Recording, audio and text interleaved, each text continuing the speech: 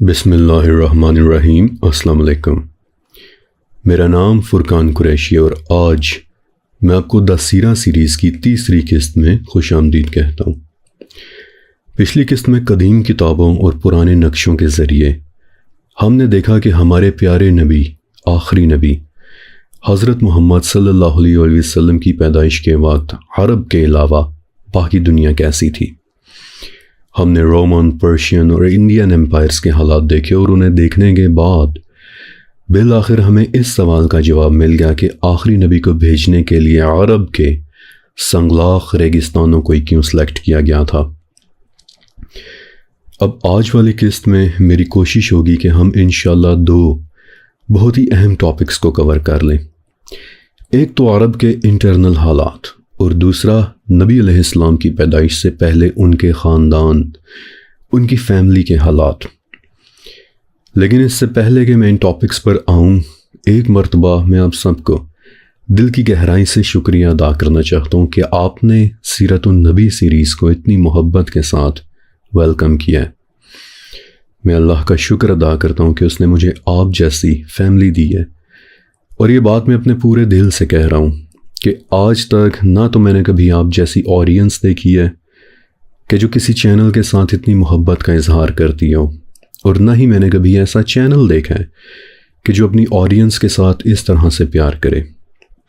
میری دعا ہے کہ اللہ تعالی ہماری محبت کو اسی طرح قائم و دائم رکھے۔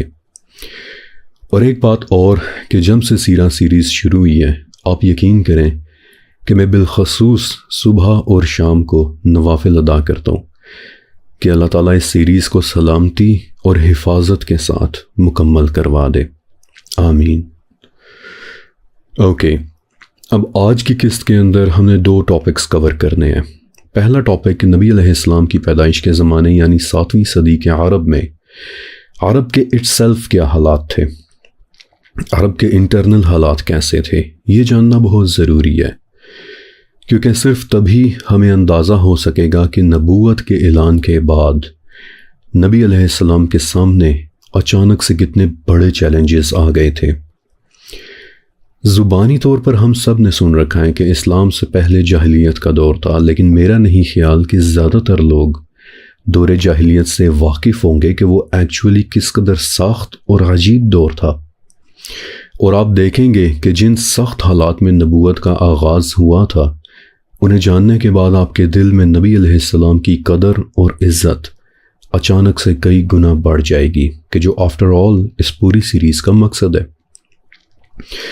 اور دوسرا ٹاپک نبی علیہ السلام کی فیملی ہے، یعنی قریش کا وہ گھرانہ کہ جہاں آپ علیہ السلام کی پیدائش ہوئی تھی۔ اوکے، اب سب سے پہلے عرب کے انٹرنل حالات۔ پچھلی قسط کے اندر میں نے آپ کو بتایا تھا کہ عرب فار دا لارجر پارٹ صرف ایک صحرا تھا، زیادہ تر سنگلاخ پہاڑ تھے، سوائے کھجور کے اور کچھ پیدا ہی نہیں ہوتا تھا۔ اس لیے کبھی بھی کسی بڑے ملک کے کسی بڑے بادشاہ کا عرب کو فتح کرنے کا دل ہی نہیں کیا، نہ ہی کبھی دوسرے ملکوں کے لوگ بڑی تعداد میں آ کر یہاں آباد ہوئے، اور نہ ہی عرب کی اوریجنل زبان خراب ہوئی۔ دیکھیں، کسی جگہ کی زبان تب بدلتی ہے کہ جب وہاں باہر کے لوگ آ کر رہنا شروع ہو جائیں، رائٹ؟ مثال کے طور پر آج کا UAE، دبئی میں اس وقت بہت ساری نیشنلٹیز کے لوگ رہ رہے ہیں کہ جس کی وجہ سے اگر کبھی آپ دبئی جائیں تو آپ کو ایک مکس جیسی زبان سننے کو ملے گی کہ جو نہ تو اردو ہوتی ہے، نہ ہی ہندی، اور نہ ہی صحیح طرح سے وہ عربی ہوتی ہے۔ لیکن 7ویں صدی کے عرب میں ایسا نہیں تھا۔ چند ایک قبیلوں کے علاوہ ان سنگلاخ پہاڑوں میں باہر سے کبھی کسی کا آ کر آباد ہونے کا دل ہی نہیں کیا، اور نہ ہی کبھی کسی بادشاہ نے ان صحراؤں کو فتح کرنے کی سوچی، کہ جس سے عرب میں رہنے والوں کو ایک بہت زبردست فائدہ ہو گیا، اور وہ یہ کہ عرب کی زبان ہمیشہ خالص عربی رہی۔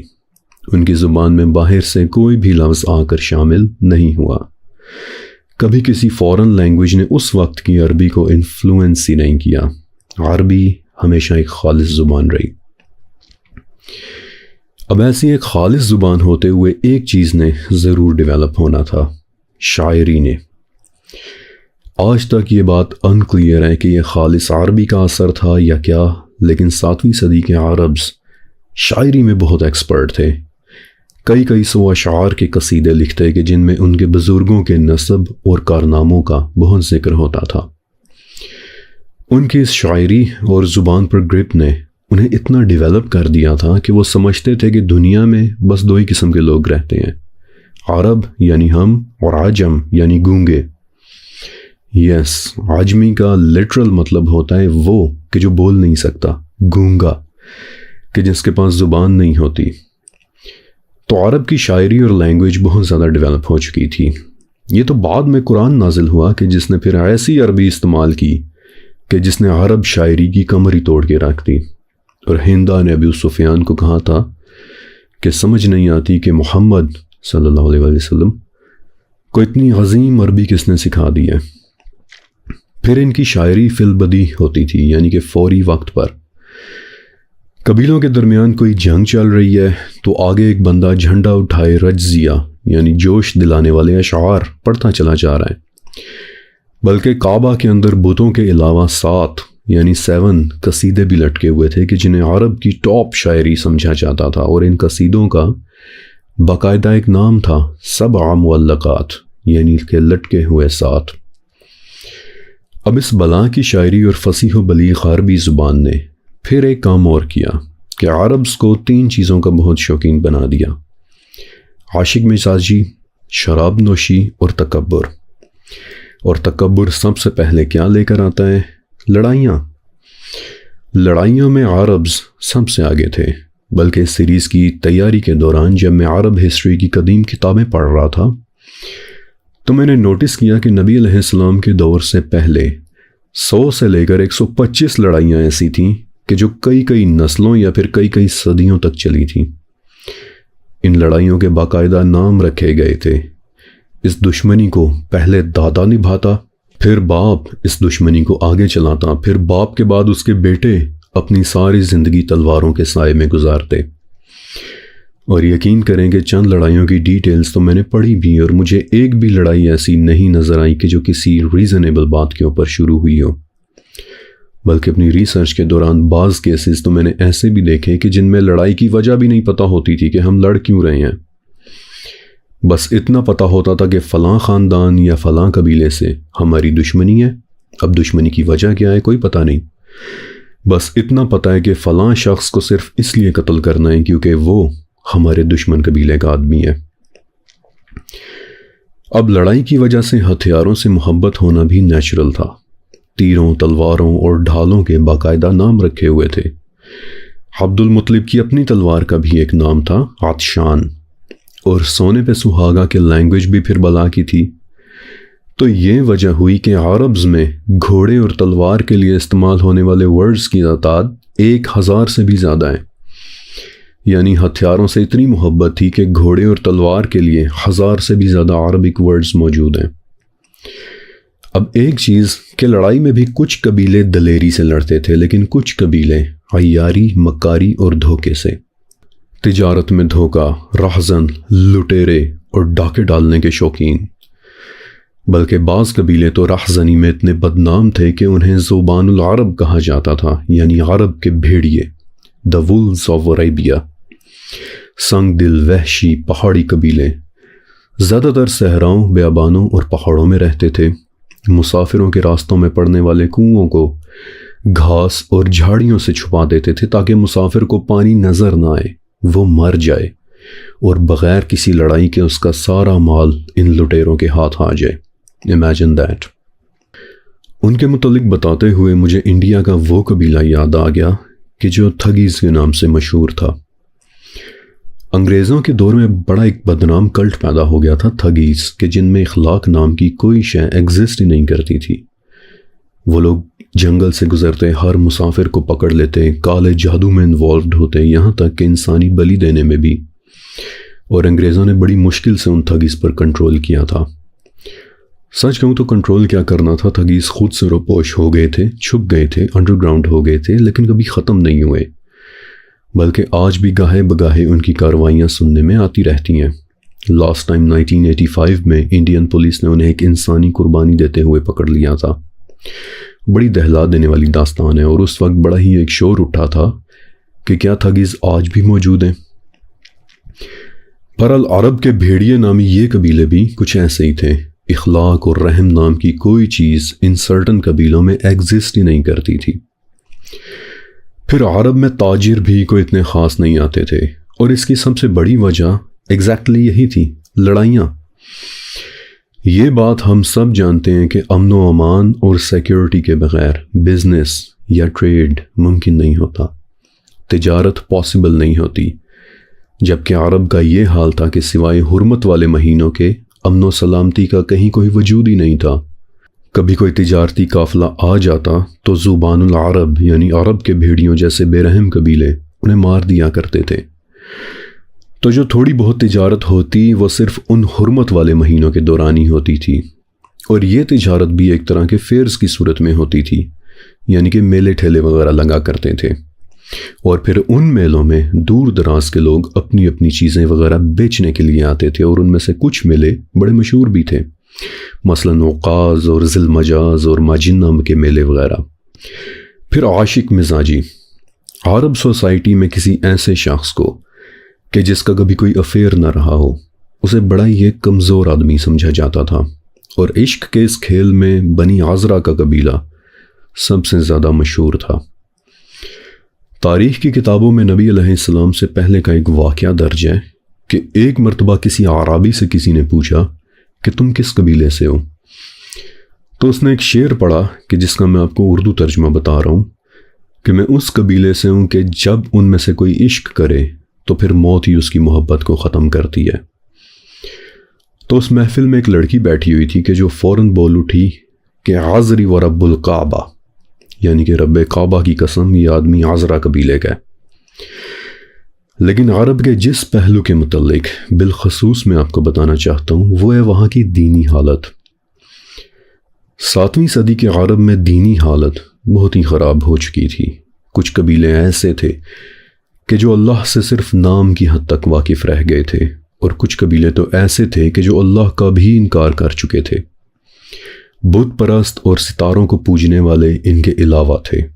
خانہ کعبہ کو بت پرستی کا گڑھ بنایا ہوا تھا، اور صرف کعبہ ہی کے اندر 360 بت موجود تھے۔ کعبہ میں بتوں کی عبادت نبی علیہ السلام سے تقریباً 400 سال پہلے شروع ہوئی تھی، اور تاریخ میں یہ ڈیٹیلز مل جاتی ہیں کہ یہ گھناؤنی پریکٹس کب اور کس طرح شروع ہوئی۔ نبی علیہ السلام سے 400 سال پہلے حجاز میں ایک بادشاہ گزرا تھا، عمرو بن لہی۔ اپنے زمانے میں وہ ایک نیک آدمی تھا، لیکن ایک مرتبہ اپنے کسی سفر پر وہ شام کی طرف گیا، اور شام کا علاقہ آپ کو پتہ ہے کہ رومن ایمپائر کے زیادہ قریب ہے، اور رومن ایمپائر انڈیا کے بعد بت پرستی کا سب سے بڑا گڑھ تھی۔ 12 بڑے خدا جونو، جوپیٹر، زیوس، مینروا، ڈائینا، اپولو وغیرہ یہ تو بڑے مشہور رومن دیوتا ہیں، جبکہ چھوٹے دیوی دیوتاؤں کی تعداد ہزاروں میں تھی۔ تو شام کا ریجن رومن بت پرستی سے بہت زیادہ انفلوئنسڈ تھا، اور جب عمرو نے شام میں یہ بت اور مجسمے دیکھے تو اس نے ایک بات سوچی کہ شام تو بڑے مقرب لوگوں کی سرزمین ہے، یہاں تو بڑے بڑے نام گزرے ہیں، مثلا حضرت الیاس علیہ السلام وغیرہ، تو اگر شام والے بتوں کی عبادت کر رہے ہیں تو ہو سکتا ہے کہ پھر یہی سچا طریقہ ہو۔ لہٰذا شام سے واپسی پر عمرو اپنے ساتھ حبل نام کا ایک بت بھی لے آیا، اور مکہ واپس پہنچ کر پہلی مرتبہ اس نے حبل کو کعبہ کی چھت کے اوپر رکھ دیا۔ بعد میں اسی بادشاہ نے کہ جہاں آب زمزم کا کنواں ہوا کرتا تھا وہاں 2 بت اور بھی رکھ دیے، آصاف اور نائلہ، اور ان دونوں بتوں کو آپ نے اپنے ذہن میں رکھنا ہے، آگے چل کر یہ دونوں بہت اہم ہو جائیں گے۔ یہاں تک کہ نبی علیہ السلام کا زمانہ آتے آتے یہ حالت ہو چکی تھی کہ صرف کعبہ ہی کے اندر 360 بت موجود تھے، اور جب ان بتوں کے سالانہ میلے وغیرہ لگتے تو لوگوں میں اس قدر ایکسائٹمنٹ ہوتی، مکہ میں اتنا رش ہو جاتا کہ بعض اوقات تو لوگوں کو کعبہ تک پہنچنے کے لیے بھی جگہ نہیں ملتی تھی۔ تو ایسے میں کوئی کیا کرتا کہ وہ اپنا ہی ایک چھوٹا سا بت اور بنا لیتا کہ جسے دوار کہتے تھے، اور جہاں جگہ ملتی اس بت کو وہیں کھڑا کر کے اس کی عبادت شروع کر دی جاتی تھی۔ اور 7ویں صدی تک عرب میں بت پرستی ایک انڈکلیئرڈ نیشنل مذہب کے طور پر قائم ہو چکی تھی۔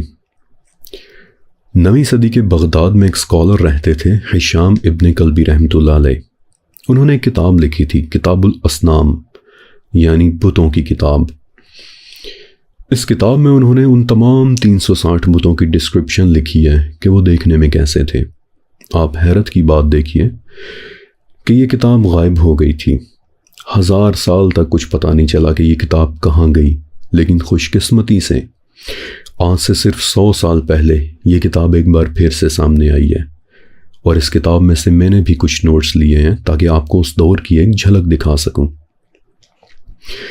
اب ظاہر ہے کہ تمام کے تمام بتوں کا تو میں نہیں بتا سکتا، ورنہ آج کی ساری ویڈیو اسی گفتگو میں چلی جائے گی، لیکن اتنا بتا دیتا ہوں کہ نائلہ یہ ایک فیمیل بت تھا، سبا یہ بھی ایک فیمیل بت تھا، یغوس کی شکل شیر جیسی تھی، یعوق کی شکل گھوڑے جیسی تھی، نصر گدھ یعنی ولچر کی شیپ کا ایک بت تھا۔ طائف میں لات کی عبادت ہوتی تھی، جبکہ قریش غزہ کے پجاری تھے، اور غزہ ایک بہت بڑا فیمیل بت تھا۔ انشاءاللہ سیریز میں آگے چل کر میں آپ کو غزہ کے متعلق کچھ بڑی حیرت انگیز واقعات سناؤں گا، جبکہ حبل کہ جسے عمرو نے کعبہ کی چھت پر رکھا تھا وہ مکہ کا سب سے بڑا بت تھا۔ پہلے یہ بت کعبہ کی چھت پر پڑا ہوا کرتا تھا، لیکن بعد میں ان لوگوں نے اسے کعبہ کے اندر شفٹ کر دیا۔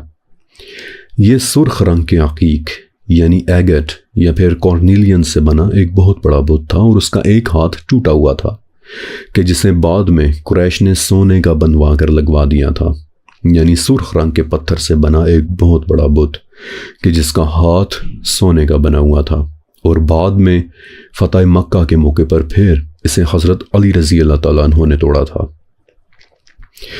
یہ بڑے اور مشہور بت ہیں، لیکن ان کے علاوہ بھی بہت سارے بت تھے۔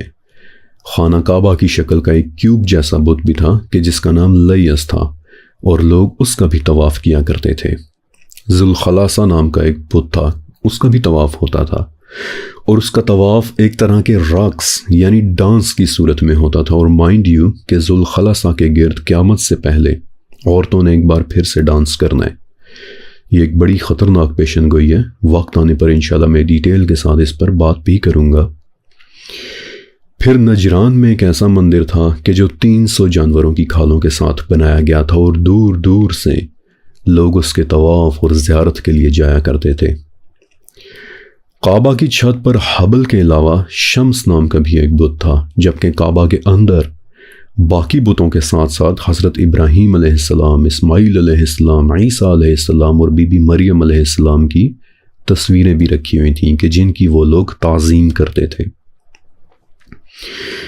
اب اس بت پرستی کو شروع کرنے والے شخص کا نام میں نے آپ کو بتایا کہ عمرو ابن لہی تھا، لیکن سچ تو یہ ہے کہ وقت کے ساتھ بہت سارے لوگوں نے اپنے اپنے دور میں بت پرستی کو پروموٹ کیا تھا۔ مثلا تاریخ میں ایک نام اور بھی ملتا ہے، سوس۔ یہ ایک اتنا امیر آدمی تھا کہ پورے عرب میں صرف اس کے پاس 20,000 اونٹ ہوا کرتے تھے، اور ظاہر ہے کہ ایک اتنے امیر آدمی کی سرداری کو کون چیلنج کر سکتا تھا، لہٰذا اس نے بھی زور زبردستی اور کہہ سن کر کافی سارے بتوں کو کعبہ کے اندر رکھوا دیا تھا۔ پھر بتوں کے علاوہ سورج، چاند اور ستاروں کی بھی عبادت ہوتی تھی۔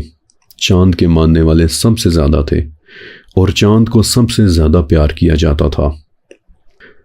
بتوں اور ان سیلیسٹیل آبجیکٹس کی عبادت کے علاوہ ایک کریکٹر اور تھا کہ جس کی بہت زیادہ اتھارٹی سمجھی جاتی تھی، کاہن، ایک ایسا شخص کہ جو رازوں کے جاننے اور غیب کی خبریں دینے کا دعویٰ کرتا تھا۔ اب آگے کاہنوں میں بھی بڑی قسمیں ہوتی تھیں۔ غیب کی خبریں دینے کا دعوے دار کاہن کہلاتا تھا، اور مستقبل کی خبریں دینے کا دعوے دار عراف کہلاتا تھا، اور ہر ایک کی میتھڈولوجی مختلف ہوتی تھی۔ کوئی آئینے یا چاندی کے برتن میں پانی ڈال کر پھر اس میں دیکھ کر غیب کی خبریں بتاتا تھا، اور کوئی جانوروں کو ذبح کر کے ان کے انٹرنل آرگنز کو ٹیبل کے اوپر پھیلاتا، اور پھر ان آرگنز کو دیکھ کر مستقبل کی پیشن گوئیاں کرتا تھا۔ گٹھلیاں اور کنکریاں زمین پر پھینک کر ان سے بھی مستقبل کا اندازہ لگانے والے، یہ سب انہی لوگوں کی کیٹیگریز تھیں۔ لیکن کاہن اور عراف سب سے اونچے درجے کے سمجھے جاتے تھے، شاید اس لیے کہ یہ لوگ انسانوں کے علاوہ جنات کی دنیا کے ساتھ بھی رابطے میں ہوتے تھے۔ پھر سوسائٹی میں بلا کی توہم پرستی یعنی سپرسٹیشن تھا۔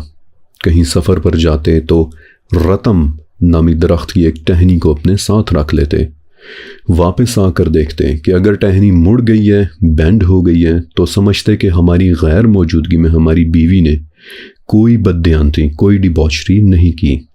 لیکن اگر وہ ٹہنی ابھی بھی بالکل سیدھی ہے تو پھر بیوی کی خیر نہیں ہوتی تھی، کیونکہ اس سے انہیں یہ لگتا کہ بیوی نے شاید اپنا دامن ہماری غیر موجودگی میں ناپاک کر لیا ہے۔ جانوروں کے ساتھ بھی بڑا برا سلوک ہوتا تھا۔ میں ذاتی طور پر ایک پیٹ لور ہوں۔ میں نے ایک چھوٹی سی کٹن بھی رکھی ہوئی ہے، اور جب میں جانوروں کے ساتھ ان کے سلوک کے متعلق ریسرچ کر رہا تھا تو یقین مانے کہ بہت برا فیل ہو رہا تھا۔ جب کوئی آدمی مر جاتا تو اس کے اونٹ یا گھوڑے یا گدھے کو اس کی قبر پر باندھ دیتے تھے جب تک کہ وہ جانور بیچارہ بھوک سے نہ مر جائے، کیونکہ ان لوگوں کا ماننا تھا کہ مرنے والے کی اگلی زندگی کے سفر میں یہ سواری اس کے کام آئے گی۔ سچ کہوں تو ان کی سپرسٹیشن کی لسٹ اتنی کوئی عجیب و غریب اور طویل ہے کہ اگر میں آپ کو ہر چیز بتانا شروع کروں تو شاید آپ چکرا جائیں گے اور حیران ہوں گے کہ کیا واقعی ایسا ہوتا تھا۔ مثلا ایک بات اور بھی مجھے یاد آ گئی کہ اگر کسی عورت کے بچے مر جاتے تو یہ لوگ اسے مشورہ دیتے کہ تم کسی بڑے اور شریف آدمی کی قبر پہ جاؤ، اس کی ریمینز کو قبر سے نکالو، انہیں اپنے پیروں تلے روندو، انہیں ڈیسیکریٹ کرو تو تمہارے بچے بچ جائیں گے۔ ایسی عجیب و غریب باتیں ہوتی تھیں۔ لیکن ایک چیز اور کہ جو بتاتے ہوئے مجھے بالکل اچھا نہیں لگ رہا، وہ تھی دختر کشی کی رسم۔ عرب میں بیٹیوں کو پیدا ہوتے ہی مار دینے کی رسم بہت زیادہ تکلیف دہ تھی، اور کچھ گھرانے تو اس سنگ دلی میں اس حد تک آگے بڑھ چکے تھے کہ آپ یقین بھی نہیں کریں گے۔ ان گھرانوں میں یہ ہوتا کہ جب کوئی بیٹی پیدا ہوتی تو وہ لوگ اسے بڑا ہونے دیتے، اور جب وہ بچی 5 یا 6 سال کی ہو جاتی اور پیاری پیاری میٹھی میٹھی باتیں کرنے لگ جاتی تو اسے اچھے سے کپڑے پہنا کر باپ کے ساتھ صحرا میں بھیج دیتے۔ وہاں باپ اس کا گڑھا کھودتا، بچی کو اس کے کنارے کھڑا کرتا اور پھر پیچھے سے اسے دھکا دے دیتا۔ وہ بیچاری اندر گر کر روتی، چیختی، چلاتی، اور یہ پیچھے سے آنکھیں بند کیے سنگ دلوں کی طرح ریت یا مٹی اس گڑھے میں ڈالتا رہتا۔ بنی تمیم کا ایک آدمی تھا، قیس ابن عاصم، کہ جس نے اپنی 10 بیٹیوں کو اسی طرح زندہ دفنایا تھا۔ اللہ مستعان۔ آپ کو پتہ ہے کہ ایک مرتبہ حضرت ابو بکر صدیق رضی اللہ تعالیٰ عنہ نے نبی علیہ السلام سے پوچھا کہ یا رسول اللہ صلی اللہ علیہ وآلہ وسلم، میں دیکھ رہا ہوں کہ آپ کے بال سفید ہو گئے ہیں۔ تو آپ علیہ السلام نے فرمایا کہ ابو بکر، سورہ تکویر نے مجھے بوڑھا کر دیا ہے۔ اور ایک مرتبہ سورہ تکویر پڑھیں کہ اس میں کیا لکھا ہوا ہے؟ جب سورج لپیٹ دیا جائے گا، جب ستارے بے نور ہو جائیں گے، جب پہاڑ چلا دیے جائیں گے، جب حاملہ اونٹنیاں چھوڑ دی جائیں گی، جب وحشی جانور اکٹھے کر دیے جائیں گے، اور جب دریا بھڑکا دیے جائیں گے، اور جب روحیں جسموں سے ملا دی جائیں گی، اور جب زندہ دفنا دی گئی لڑکی سے پوچھا جائے گا کہ اسے کس گناہ پر قتل کیا گیا تھا۔ اللہ اکبر۔ ایسا نہیں ہے کہ یہ رواج ہر گھر میں ہوتا تھا، کیونکہ اس طرح تو ظاہر ہے کہ عورت کا نام و نشان ہی مٹ جاتا۔ بس یہ ہے کہ یہ چیز کچھ فیملیز میں زیادہ تھی اور کچھ فیملیز میں کم، کیونکہ آپسی لڑائیوں اور دشمنیوں کی وجہ سے عربز کو جس چیز کی ضرورت سب سے زیادہ محسوس ہوتی تھی وہ تھی اولاد، اور ظاہر ہے کہ اولاد تبھی ہوتی کہ جب عورتیں ہوتیں۔ اس لیے ہر ایک بچی کو تو نہیں مار دیا جاتا تھا، لیکن بات وہیں آ جاتی ہے کہ بیٹیوں کی نسبت بیٹوں کی خواہش کہیں درجے زیادہ ہوتی تھی۔ اب ایک سوال پیدا ہوتا ہے کہ اتنے برے حالات میں کیا کوئی بھی ایسا نہیں تھا کہ جو کسی کو کچھ کہہ سن سکتا ہوتا؟ دیکھیے، اللہ اور روز قیامت پر یقین رکھنے والے یہودی اور عیسائی تو موجود تھے۔ یہ لوگ عرب میں کیسے آئے وہ ایک بالکل ڈیفرنٹ ٹاپک ہے۔ ڈیٹیلز میں جائے بغیر میں آپ کو جلدی بتا دوں کہ یروشلم یعنی وہ شہر کہ جہاں عیسائی اور یہودی رہا کرتے تھے، آپ کو پتہ ہے کہ جب سے یروشلم آباد ہوا ہے اسے 120 مرتبہ سے زیادہ تباہ کیا جا چکا ہے، بلکہ 2 مرتبہ تو یہ ایسا تباہ ہوا کہ کہتے ہیں کہ اس کی ایک اینٹ بھی سلامت نہیں بچی تھی۔ تو ایسی ایک تباہی سے بھاگ کر بہت سارے یہودی قبیلے عرب کے نارتھ میں جا کر آباد ہو گئے تھے۔ پھر عیسیٰ علیہ السلام کے بعد جب رومنز نے یروشلم کو تباہ کیا تو ایک بار پھر بہت سارے یہودی اور عیسائی ہجرت کر کے حجاز آ گئے، اور وفاء الوفا میں لکھا ہے کہ عرب آنے والے ان یہودی قبیلوں کی تعداد 20 سے بھی زیادہ تھی، مثلا خیبر کے یہودی، نزیر، قریظہ اور کینکا وغیرہ۔ لیکن پچھلی قسط کے اندر میں نے آپ کو بتایا تھا کہ یہودی ربائی خود کو زمین پر خدا ڈکلیئر کیے بیٹھے تھے، بات بات پہ لوگوں پہ فتوے لگاتے، کسی کے ہونٹ ہلتے دیکھ لیتے تو اس پر بھی فتوے لگا دیتے، اس بات پر بھی فتوے لگا دیتے کہ مجھے تمہارے دل کا حال پتہ چل گیا ہے۔ جبکہ کرسچنز میں ایک بہت خطرناک ٹرینڈ چل پڑا تھا، رہبانیت کا۔ ان میں سے جو بھی شخص عزت اور تکریم کا خواہش مند ہوتا تو وہ رہبانیت اختیار کر لیتا، یعنی کہ وہ ڈکلیئر کر دیتا کہ آج کے بعد نہ میں کبھی شادی کروں گا اور نہ ہی کبھی فیملی بناؤں گا۔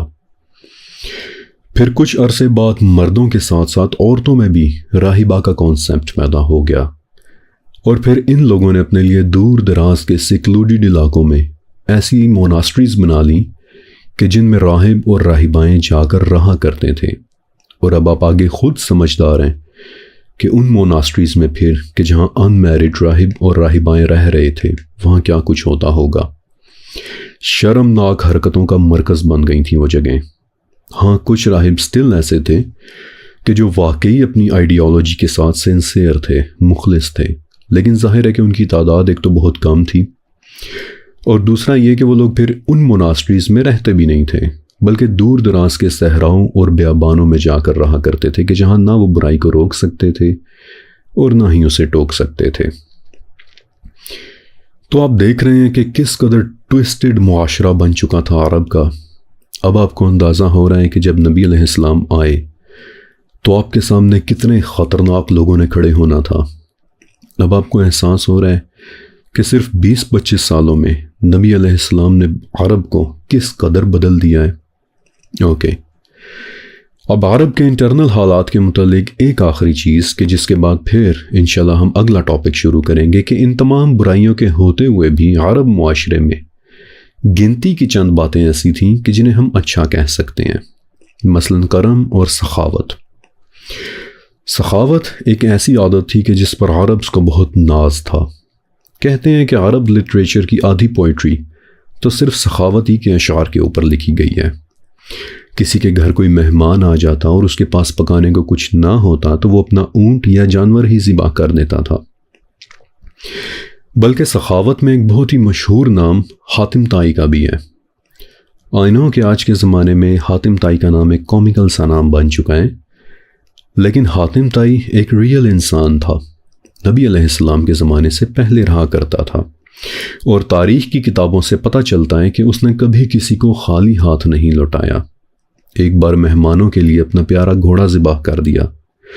ایک مرتبہ ایک یتیم لڑکے کو اپنی بکریوں کا پورا ریوڑ دے دیا، خود بھوکا رہ کر دوسروں کو کھلا پلا دیا۔ بلکہ انٹرسٹنگلی کچھ واقعات سے پتہ چلتا ہے کہ ایک مرتبہ اس کی بیوی نے تنگ آ کر حاتم سے علیحدگی کا مطالبہ کر دیا کہ شاید اس طرح بیوی اور بچوں سے دور رہ کر حاتم کی سخاوت کم ہو جائے، لیکن ایون کہ علیحدگی کے بعد بھی اس کی بیوی بتاتی ہے کہ تب بھی وہ اپنے بیوی بچوں کی کفالت کا خرچہ بھیجا کرتا تھا۔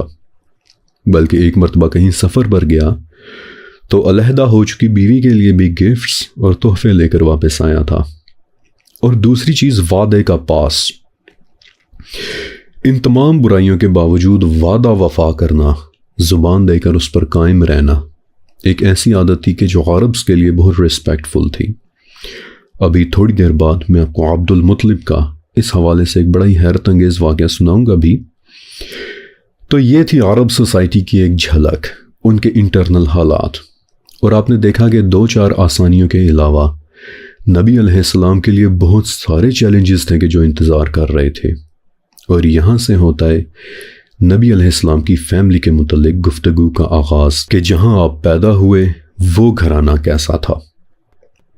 نبی کریم حضرت محمد صلی اللہ علیہ وآلہ وسلم جس فیملی میں پیدا ہوئے اس فیملی کے سب سے بڑے ہیڈ آپ علیہ السلام کے دادا تھے، عبد المطلب، قریش کے سردار۔ عبد المطلب کے نام کی وجہ بڑی عجیب اور انٹرسٹنگ ہے، انفیکٹ ان کا پورا بچپن ہی بہت حیرت انگیز ہے۔ عبد المطلب کا اصل نام شیبہ تھا اور ان کی پیدائش مدینہ میں ہوئی تھی، حالانکہ ان کے والد یعنی ہاشم مکہ سے تھے۔ لیکن دلچسپ بات دیکھیں کہ مکہ میں قریش فیملی کو پتہ ہی نہیں تھا کہ ہمارا ایک بچہ مدینہ میں رہ رہا ہے۔ وہ ڈیٹیلز پچھلی قسط کے آخر میں آپ کو بتا چکا ہوں۔ تو پھر قریش کو کیسے پتہ چلا؟ ایک دن تہامہ کا ایک آدمی مدینہ سے گزر رہا تھا تو اس نے دیکھا کہ کچھ بچے کھیل رہے ہیں، نشانے پر تیر چلا رہے ہیں، اور جس بچے کا نشانہ لگ جاتا وہ فخر سے اپنا نام بتاتا کہ میں فلاں ہوں، فلاں کا بیٹا۔ تو وہ آدمی رک کر ان بچوں کو کھیلتا دیکھنے لگا۔ تو جب 7-8 سال کے شیبہ کی باری آئی تو انہوں نے بڑا ہی ایک اچھا نشانہ لگایا اور اونچی آواز میں بولے کہ میں شیبہ ہوں، ہاشم کا بیٹا، بطحا کے سردار کا بیٹا۔ بطحا یعنی کہ مکہ کا سارا ریجن۔ تو بطحا کا لفظ سن کر وہ آدمی اچانک سے ٹھٹک کر رک گیا اور شیبہ سے پوچھا کہ تم کس کے بیٹے ہو؟ تمہارے والد کا کیا نام ہے؟ تو انہوں نے بتایا کہ میں شیبہ ہوں، ہاشم کا بیٹا، کہ جو عبد مناف کے بیٹے تھے۔ تو وہ آدمی بھاگا فوراً مکہ واپس آیا اور قریش کو انفارم کیا کہ آپ کا ایک بچہ تو مدینہ میں رہ رہا ہے۔ اور تب مطلب نام کے ایک شخص مدینہ گئے اور جب شیبہ کو لے کر واپس آئے تو لوگ سمجھے کہ شاید مطلب اپنے ساتھ مدینہ سے ایک نیا غلام لے کر آئے ہیں، اور یوں ساری زندگی شیبہ کا نام عبد المطلب ہو گیا، یعنی مطلب کا غلام۔ لیکن آگے چل کر عبد المطلب کو بہت پذیرائی ملی، آپ مکہ کے ایک بہت بڑے سردار بنے۔ آپ کے پاس 5 عہدے ایسے آئے کہ جو اور کسی کے پاس نہیں تھے۔ عبد المطلب کے 10 بیٹے اور 6 بیٹیاں تھیں، اور ان سب کے نام تاریخ میں موجود ہیں۔ انشاءاللہ وقت آنے پر میں آپ کے ساتھ ان میں سے کچھ کے نام شیئر کروں گا بھی۔ اور سیرت النبی کے ایکچول واقعات عبد المطلب کے دور میں ہونا شروع ہو گئے تھے، کہ جن میں سے 2 واقعات میں آپ کے ساتھ ضرور شیئر کرنا چاہتا ہوں۔ ان 2 واقعات میں سے پہلا واقعہ ہے آب زمزم کے کنویں کا مل جانا۔ یہ بات آپ کے لیے شاید حیرانی کا باعث ہو کہ نبی علیہ السلام کی پیدائش سے پہلے آب زمزم کا کنواں ایکچولی گم ہو گیا تھا۔ اس کی لوکیشن مس ہو گئی تھی، لوگ بھول گئے تھے کہ یہ کنواں ایگزیکٹلی ہے کہاں پر۔ صدیوں پہلے قصی ابن کلاب کے زمانے میں بھی اس کی لوکیشن نہیں پتہ تھی، قریش کے زمانے میں بھی کچھ پتہ نہیں تھا، یہاں تک کہ عبد المطلب کا زمانہ آ گیا۔ اور اب یہاں سے آگے حضرت علی رضی اللہ تعالیٰ عنہ سے ملی ایک روایت سے ہمیں پتہ چلتا ہے کہ ایک رات عبد المطلب بتاتے ہیں کہ ایک رات میں حجر اسود کے مقام پر سویا ہوا تھا کہ خواب میں میرے پاس ایک آدمی آیا اور اس نے مجھے حکم دیا کہ طیبہ کو کھودو۔ میں نے اس سے پوچھا کہ طیبہ کیا ہے، لیکن وہ کچھ بھی بتائے بغیر واپس چلا گیا۔ دوسری رات میں نے خواب میں پھر سے اسی شخص کو دیکھا کہ جس نے ایک بار پھر سے مجھے وہی حکم دیا، لیکن اس مرتبہ اس نے کہا کہ برہ کو کھودو۔ میں نے پھر اس سے پوچھا کہ برہ کیا ہے، لیکن ایک بار پھر سے وہ کوئی جواب دیے بغیر واپس چلا گیا۔ تیسری رات ایک مرتبہ پھر سے وہ میرے خواب میں آیا اور حکم دیا کہ مدنونہ کو کھودو۔ میں نے پھر اس سے پوچھا کہ مدنونہ کیا ہے، لیکن ہمیشہ کی طرح وہ کوئی جواب دیے بغیر واپس چلا گیا۔ لیکن چوتھی رات ایک بار پھر سے وہ میرے خواب میں آیا اور مجھے حکم دیا کہ زمزم کو کھودو۔ میں نے پوچھا کہ زمزم کیا ہے، اور اس مرتبہ اس نے جواب دیا، کہنے لگا کہ زمزم وہ ہے کہ جس کا پانی کبھی ختم نہیں ہوتا، وہ پانی کہ جو لوگوں کے بڑے بڑے مجمعوں کو سیراب کرتا ہے۔ میں نے اس سے پوچھا کہ زمزم کس جگہ ہے، تو اس نے بتایا کہ جہاں گندگی اور خون پڑے ہوئے ہیں، آصاف اور نائلہ کے بتوں کے درمیان، کہ جہاں چیونٹیوں نے اپنے بل بنائے ہوئے ہیں۔ کل جب تم وہاں جاؤ گے تو کوا وہاں ٹھونگے مار رہا ہوگا۔ اب اگلے دن عبد المطلب اپنے بیٹے کو لے کر اس جگہ چلے گئی کہ جہاں آصاف اور نائلہ کے بت کھڑے ہوئے تھے، اور اسی لیے تھوڑی دیر پہلے میں نے آپ کو بتایا تھا کہ ان دونوں بتوں کے نام اپنے اپنے ذہن میں رکھنے ہیں۔ عبد المطلب اور ان کے بیٹے حارث اس جگہ پہنچ گئے، اور اس جگہ کی یہ حالت تھی کہ واقعی وہاں گندگی اور خون موجود تھے، کیونکہ ان دونوں بتوں کے درمیان لوگ اپنے جانوروں کی قربانیاں دیا کرتے تھے، اور واقعی وہاں ایک کوا بیٹھا زمین کے اوپر ایک جگہ ٹھونگے مار رہا تھا۔ بائی دا وے اس کوا آپ دیکھیں گے کہ آپ کو کتنی ساری جگہوں پر نظر آتا ہے۔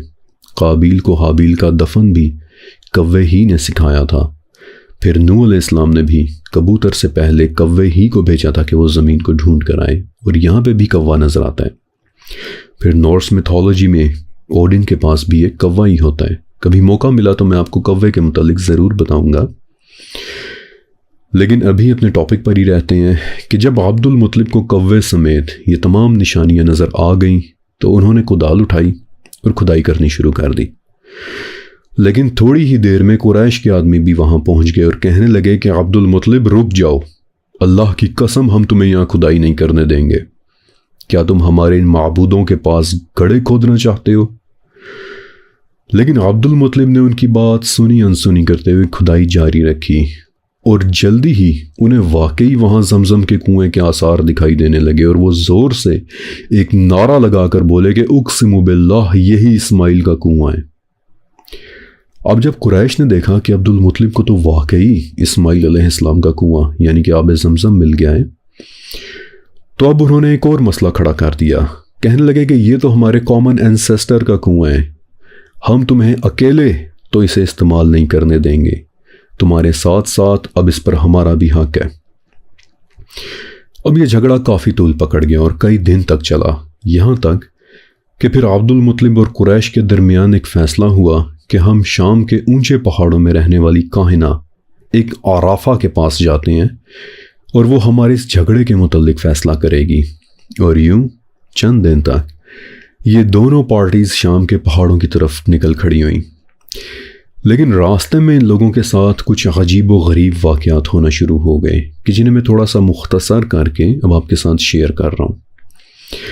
مثلا ایک جگہ ایسا ہوا کہ ان لوگوں کے پاس پانی ختم ہو گیا اور کئی دن تک انہیں پانی نہیں ملا، یہاں تک کہ انہیں لگنے لگا کہ اب موت قریب آ گئی ہے۔ لیکن اچانک اسی وقت عبد المطلب کا اونٹ تیزی سے اپنی جگہ سے کھڑا ہوا، اور ان لوگوں نے دیکھا کہ جس جگہ اونٹ بیٹھا ہوا تھا وہاں سے ابل ابل کر پانی زمین سے نکل رہا ہے۔ ڈرتے ڈرتے ان لوگوں نے وہاں سے پانی پیا اور عبد المطلب کی طرف حیرت سے دیکھنے لگے۔ پھر اس کے بعد کچھ نشانیاں اور بھی دیکھیں کہ جنہیں دیکھ کر قریش کہنے لگے کہ عبد المطلب ہمیں تو زمزم والا فیصلہ بھی تمہارے حق میں ہوتا نظر آ رہا ہے، لہٰذا ہم سرنڈر کرتے ہیں، تم زمزم کے کنویں کے ساتھ جو چاہو کر گزرو۔ چنانچہ وہ لوگ کاہنہ کو ملے بغیر ہی واپس آ گئے، اور پھر کھل کر عبد المطلب نے زمزم کی کھدائی شروع کر دی، اور کچھ ہی دن بعد انہیں وہاں سے بنو جرہم کے دبائے ہوئے سونا، چاندی اور زرہیں ملنا شروع ہو گئیں۔ اب اس خزانے کو دیکھ کر قریش نے ایک مرتبہ پھر سے عبد المطلب کے ساتھ جھگڑا شروع کر دیا، اور سم ویئر ایٹ دیٹ پوائنٹ عبد المطلب نے ایک منت مان لی کہ اے اللہ میرے لیے زمزم کی کھدائی کو آسان کر دے تو میں منت مانتا ہوں کہ میں اپنا ایک بیٹا تیری راہ میں قربان کر دوں گا۔ اور واقعی عبد المطلب کے سامنے سے قریش ایک مرتبہ پھر سے پیچھے ہٹ گئے۔ عبد المطلب کو جو چیزیں زمزم کے کنویں سے ملی تھیں ان میں سونا، چاندی، تلواریں اور زرہیں تھیں۔ سونے کے بنے ہوئے 2 ہرن تھے، اور ان تلواروں کو ہی پگھلوا کر عبد المطلب نے کعبہ کے لیے پہلی مرتبہ پھر ایک میٹالک دروازہ بنوایا تھا۔ ان دونوں ہرنوں کو اس دروازے میں فٹ کیا تھا، اور باقی چیزوں سے جو رقم ملی اس سے حاجیوں کی مہمان نوازی کا بندوبست کیا تھا۔ اب کہ جب زمزم کی کھدائی کا ٹاسک پورا ہو گیا تو ایک بار پھر سے عبد المطلب کو خواب آیا کہ شیبہ اب تم اپنی منت پوری کرو، یعنی کہ اپنے بیٹوں میں سے ایک کو قربان کر دو۔ جب عبد المطلب کو یہ خواب آ گیا تو وہ بہت پریشان ہوئے، کیونکہ منت تو وہ مان چکے تھے، لیکن اپنے بیٹے کو قربان کرنا یہ ایک بہت بڑی بات تھی۔ اپنی طرف سے فدیے کے طور پر عبد المطلب نے ایک بھیڑ قربان کی اور سوچا کہ اب شاید یہ خواب دوبارہ نہ آئے، لیکن خواب ایک بار پھر سے آ گیا، اور اب تک عبد المطلب سمجھ چکے تھے کہ خوابوں کے ذریعے اب مجھ سے کمیونیکیشن ہو رہی ہے، لہٰذا اس مرتبہ انہوں نے ایک بیل ذبح کیا، لیکن اگلی رات خواب پھر سے آ گیا۔ پھر انہوں نے ایک اونٹ قربان کیا کہ شاید اب بات بن جائے، لیکن اس رات خواب ایک بار پھر سے آ گیا، اور اب عبد المطلب کو اندازہ ہو گیا کہ منت تو صرف وہی قبول ہونی ہے کہ جو میں نے مانی تھی۔ اور ابھی تھوڑی دیر پہلے میں نے آپ کو بتایا تھا کہ وعدہ وفا کرنا عربز کے لیے ایک طرح سے دین کا درجہ رکھتا تھا، لہٰذا انہوں نے اپنے تمام بیٹوں کو اکٹھا کیا، 10 کے 10 بیٹوں کو، اور ان کے سامنے اپنی منت رکھی کہ اب مجھے آپ میں سے ایک بیٹے کو قربان کرنا ہوگا۔ لیکن یہ سن کر تمام بیٹوں کے سر جھک گئے، کیونکہ ظاہر ہے کون خود کو قربان کرواتا۔ لہٰذا فیصلہ ہوا کہ تمام بیٹوں کے ناموں کا قرعہ ڈالا جائے گا، یعنی سب کے نام ایک پرچی یا کسی بھی چیز پر لکھ کر ڈالے جائیں گے، اور پھر جس کے نام کی پرچی ہاتھ میں آ جائے گی قربانی بھی پھر اسی کی ہوگی۔ اور قرعہ سب سے چھوٹے اور عبد المطلب کے سب سے پیارے بیٹے عبداللہ کے نام کا نکلا، وہی عبداللہ کے جن کی اولاد میں نبی علیہ السلام نے پیدا ہونا تھا۔ خیر، عبداللہ کا نام دے کر عبد المطلب بہت زیادہ روئے، وہ آپ کے سب سے پیارے بیٹے تھے، سب سے چھوٹے بیٹے تھے، لیکن جب دل پر پتھر رکھ کر آپ اپنی منت کو پورا کرنے لگے تو اچانک آپ کے دوسرے بیٹے عباس سے کنٹرول نہیں ہو سکا، وہ بھاگ کر آئے، خود کو چھوٹے بھائی عبداللہ کے اوپر گرا لیا اور چیخیں مار کر پھوٹ پھوٹ کر رونے لگے۔ عبداللہ کو کھینچ کر والد کے ہاتھ سے نکالنے لگے، اور اسی کھینچا تانی میں عبداللہ کے چہرے پر کافی خراشیں وغیرہ بھی آ گئیں کہ جو کہتے ہیں کہ پھر ساری زندگی عبداللہ کے چہرے پر دکھائی دیتی رہی تھیں۔ باپ اور بیٹوں کی اس کھینچا تانی کے دوران یہ سب کچھ دیکھ کر قریش کے باقی لوگ بھی آ گئے، اکٹھے ہو گئے، اور اب وہ عبد المطلب سے جھگڑنے لگے کہ عبد المطلب اس طرح کی منتوں پر تو بیٹے قربان کرنے کا رواج پڑ جائے گا، تو کیا آپ چاہتے ہیں کہ ہماری نسل خطرے میں پڑ جائے؟ ہمیں اپنے بیٹوں کی ضرورت ہے۔ پھر اس کے بعد ان تمام لوگوں کے درمیان ایک طویل گفتگو ہوتی ہے کہ جو میں مختصر کر رہا ہوں، لیکن پھر ایونچولی فیصلہ یہ ہوتا ہے کہ 100 اونٹ عبداللہ کے فدیے میں عبد المطلب کو اب 100 اونٹ قربان کرنا ہوں گے، لہٰذا عبد المطلب نے 100 اونٹ ارینج کیے۔ کعبہ کے پاس ان اونٹوں کی قربانی ہوئی، پورے مکہ اور مکہ کے قریب رہنے والے تمام لوگوں کو انوائٹ کیا گیا۔ تاریخ کی کتابوں میں لکھا ہے کہ انسانوں، درندوں اور پرندوں سمیت تمام جانداروں نے ان قربان ہوئے اونٹوں کو کھایا تھا، اور اسی لیے ایک مرتبہ نبی علیہ السلام نے فرمایا تھا کہ میں 2 قربانیوں کی اولاد ہوں، ابراہیم علیہ السلام کے بیٹے اسماعیل اور عبد المطلب کے بیٹے عبداللہ کی قربانی کی۔